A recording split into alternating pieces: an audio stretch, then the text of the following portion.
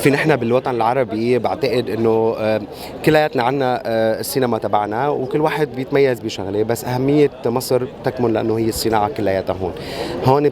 كل الناس بتلتقي، يعني اذا انت بدك تتواعدي مع ناس من الاندستري باي مكان اخر، بدك عمر لتشوفي هي الكميه من صناع السينما والمنتجين والفنانين موجودين هون.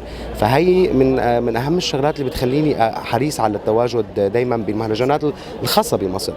القاهره طبعا مهرجان عريق، من اعرق المهرجانات بالوطن العربي وبالعالم كمان، وبعتقد انه ترتيبه بين 18 على العالم اللي هو معترف فيهم دوليا.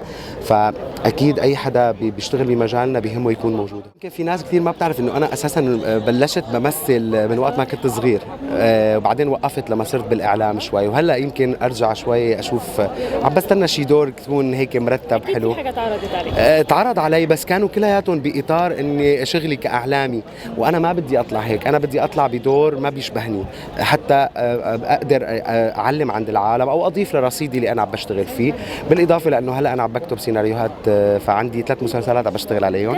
كمان عم بعمل إيه، وعندي كمان هلأ عم بكتب روايتي الجديدة، فهدول الشغلات كلهم مع بعضهم ما بقدر كثير أحكي عن حالي، بس من كتر من اللي بسمعه بالناس بيقولوا لي إنه بعتقد إنه أنا لأنه بطلع على الشاشة مثل ما أنا بالحقيقة، فما ما عندي وشين، مثل ما بطلع على التلفزيون مثل ما بحكي بالحقيقة.